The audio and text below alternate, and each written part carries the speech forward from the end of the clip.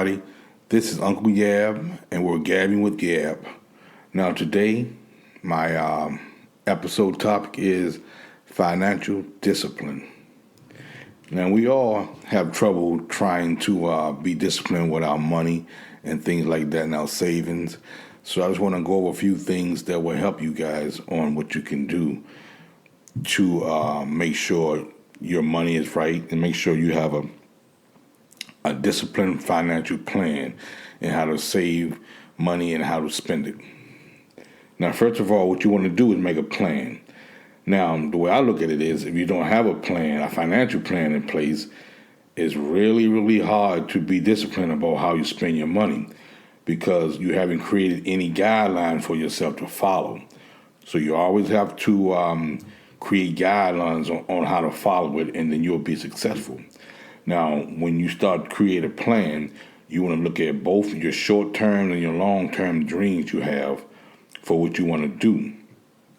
Okay, now while budget is part of the plan, the purpose isn't to prevent you from spending any money.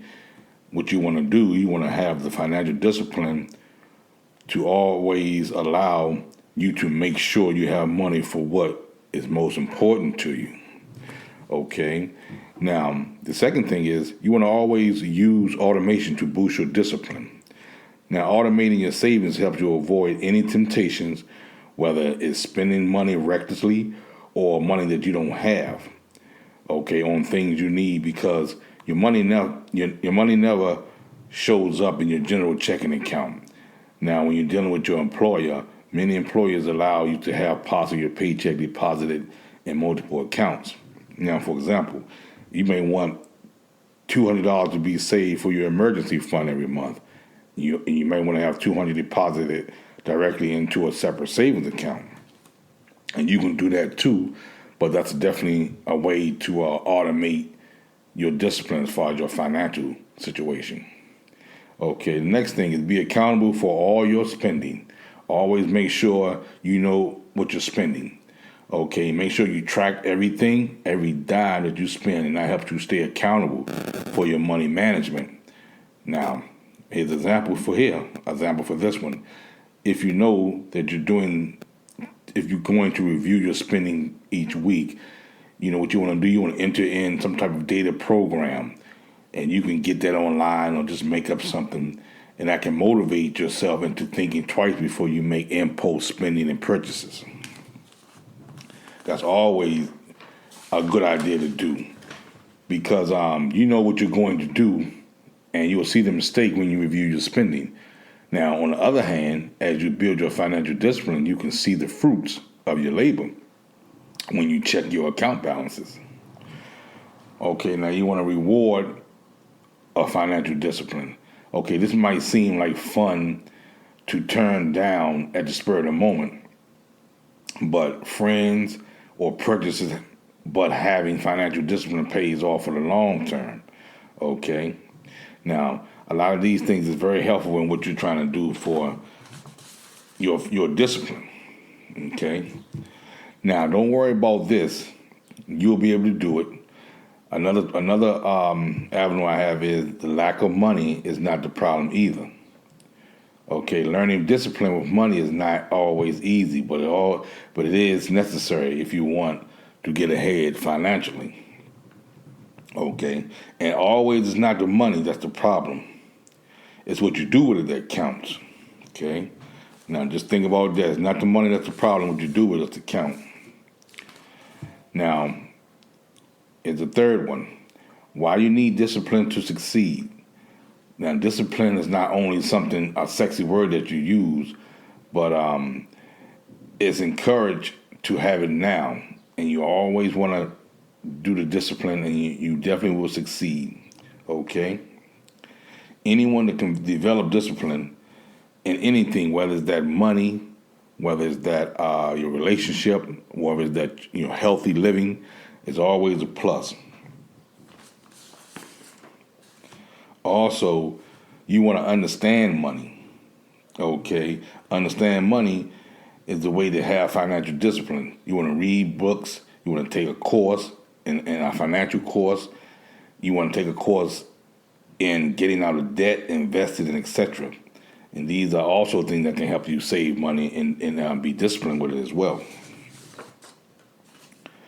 The one thing that I like to do, this is what I like. I like to get mad. When you talk about it many times, you say, I want to do this, I'm going to do that. Get mad at yourself and start actually doing something.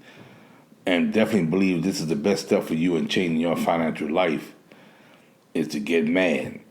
So if you got to get mad with yourself, get mad. At the situation that you have to do something about it, no matter what it is, getting your emotions involved will help you keep you engaged in the process.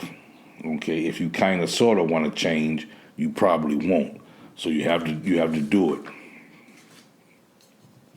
Now, if you change your financial situation, is one way to keep using credit, while you try to get out of credit.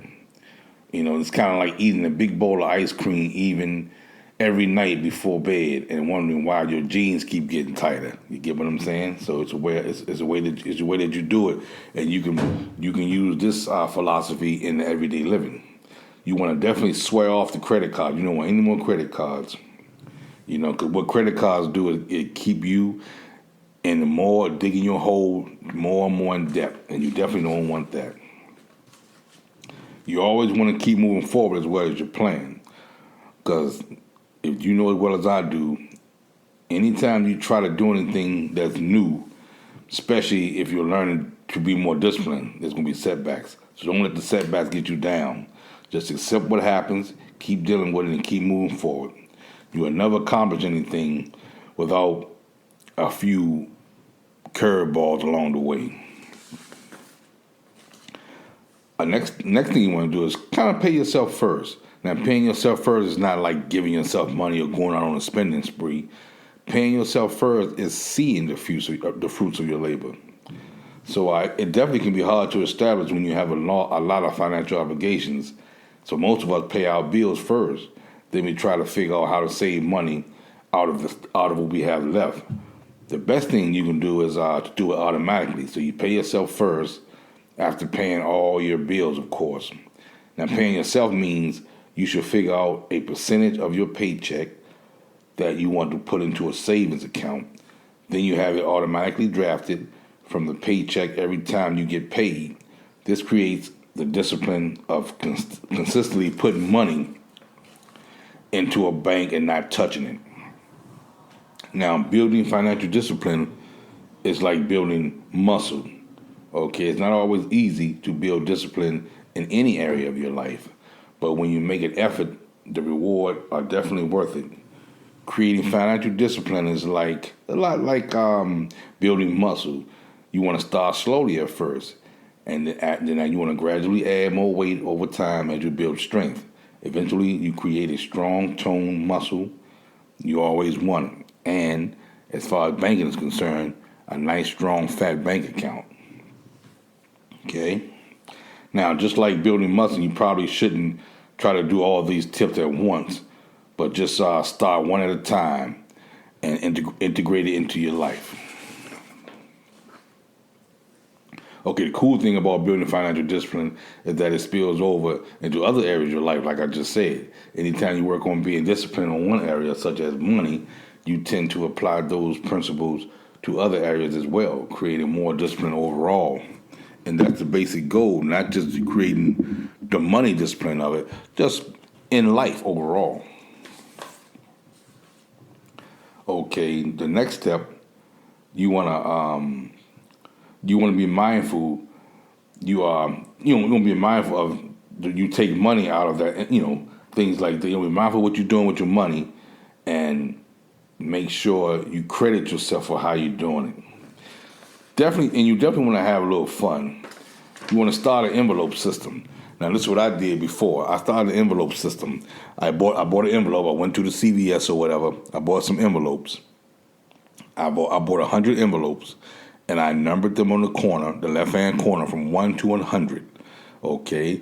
After that, I tried to put that number of money into each envelope every payday. So if I started off with number one envelope, I'll put $1. Number two envelope, $2, so on and so forth. Now, once you get to the 100th envelope and you put $100 in that envelope, you go back and count all your money, and I guarantee you would have saved $5,000. Now, this is something that you don't have to put into your bank account. You can just do this, throw it in your closet. That's what I did. And I came up with $5,000. And I was like, what? Are you kidding me? But it does work. It does work. And I'm going to let you guys know to try that. Because I did the same thing, and I was shocked. I had $5,000. Now, you can take that $5,000 and you can put it into your savings account. You can take that $5,000. You can go on a cruise. You can take a vacation, or you can take that $5,000 and pay bills. Because a lot of times that $5,000 is something that you don't really miss. But as long as you keep putting it into your envelopes and keep stuff in your envelopes like you're supposed to do, and using the financial discipline that I'm talking about, you'll be fine. Well, this is another short episode that I'm wrapping up, you guys. Once again, this is Uncle Yab, and if you want to leave me a donation, you can go to www.buzzsprout.com/7272294. Okay, and you can also catch me on Apple Podcasts. I'm on Google Podcasts. I'm also on iHeart and Spotify under Gab with Yab. Till next time, family, have a blessed day.